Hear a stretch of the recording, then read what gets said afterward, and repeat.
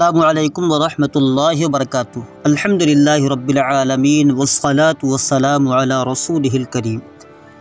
ہمارا اجرا کا درس چل رہا تھا، تو پہلا طریقہ جو تھا فعل کے اجرا کا تھا، اور سب سے پہلے فعل ماضی کا اجرا ہوا، اس کے بعد فعل مضارع کا اجرا، پھر اس کے بعد ہم نے فعل امر کا اجرا پڑھا، یعنی فعل کا جو اجرا تھا وہ مکمل ہو چکا ہے۔ اب ہم اس کے بعد اسم کا اجرا پڑھیں گے، اور اس میں مشتق کا اجرا، اس میں مشتق کا اجرا۔ تو مثال ہے جاءنی رجل عالم، میرے پاس ایک جاننے والا مرد آیا، تو ایک کا ترجمہ نکرہ ہونے کی وجہ سے کیا گیا۔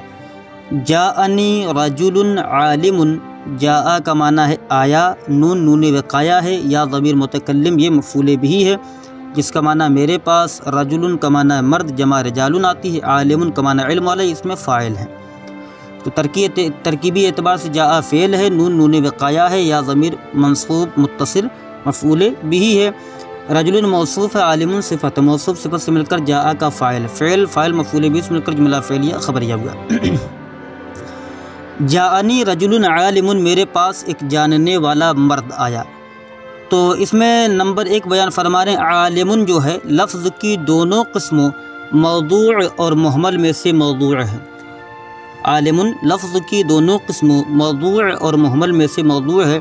اب موضوع کیوں ہے؟ اس لیے کہ معنی دار ہے، تو پتہ یہ چلا کہ اگر معنی دار ہو تو وہ موضوع ہوتا ہے۔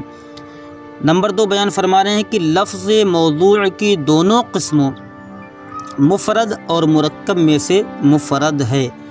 لفظ موضوع کی دونوں قسموں مفرد اور مرکب میں سے مفرد ہے۔ اب مفرد کیوں ہے، آگے اس کی وضاحت فرما رہے ہیں۔ اس لیے کہ یہ اکیلا ہے اور ایک معنی پر دلالت کرتا ہے، اس لیے کہ یہ اکیلا ہے اور ایک معنی پر دلالت کرتا ہے۔ مفرد کا دوسرا نام کلمہ ہے، مفرد کا دوسرا نام کلمہ ہے۔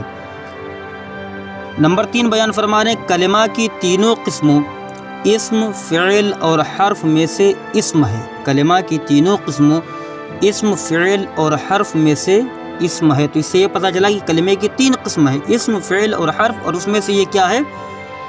اسم ہے۔ اس کے معنی، اس لیے کہ اس کے معنی دوسرے کلمے کے ملائے بغیر معلوم ہو رہے ہیں۔ تو سب سے پہلے جب انہوں نے یہ کہا اس لیے کہ اس کے معنی دوسرے کلمے کے ملائے بغیر معلوم ہو رہے ہیں، تو اس میں فعل بھی داخل تھا، لیکن آگے اور یہ قید لگا رہے ہیں، اور اصل وضع کے اعتبار سے، ٹھیک ہے، اور اصل وضع کے اعتبار سے تینوں زمانوں ماضی، حال اور مستقبل میں سے کوئی زمانہ اس میں نہیں پایا جا رہا ہے۔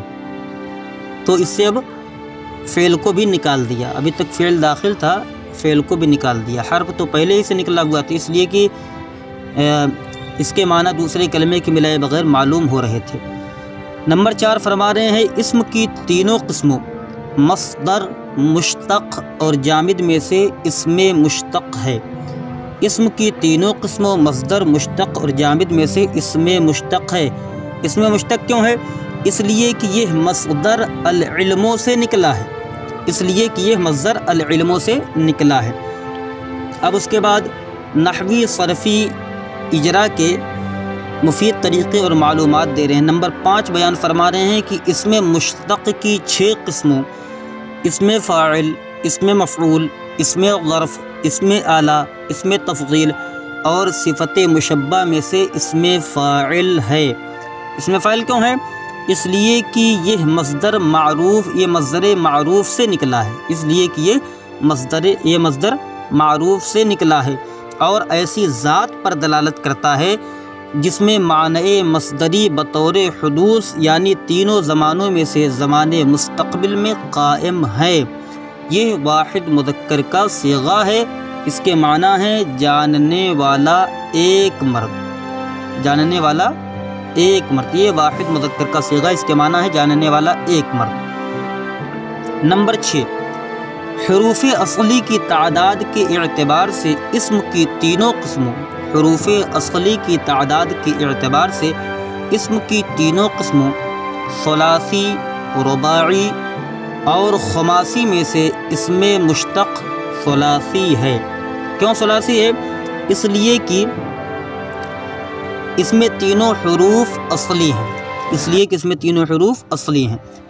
اب نمبر 7 بیان فرما رہے ہیں، اس میں مشتق ثلاثی کی دونوں قسموں ثلاثی مجرد اور ثلاثی مزید فیہ میں سے اس میں مشتق ثلاثی مجرد ہے، اس لیے کہ اس کی ماضی علمہ میں 3 حروف اصلی کے علاوہ کوئی زائد حرف نہیں ہے، اس لیے کہ اس کی ماضی علمہ میں 3 حروف اصلی کے علاوہ کوئی زائد حرف نہیں ہے۔ نمبر 8 بیان فرمانے، حروف کی اقسام کے اعتبار سے اسم کی چاروں قسموں صحیح، محموز، معتل اور مضاعف میں سے اس میں مشتق صحیح ہے۔ اس میں مشتق صحیح کیوں ہے؟ اس لیے کہ اس کے حروف اصلی میں حمزہ، حرف علت اور 2 حرف ایک جنس کے نہیں ہیں۔ تو اس سے یہ بھی چیز پتہ چل گئی کہ جب ہم اجرا کرتے ہیں تو ہر چیز کی مکمل وضاحت ہو جاتی، کون کس کی قسم ہے، کس قسم میں سے کون نکلا ہے، پھر بن کیا رہا ہے۔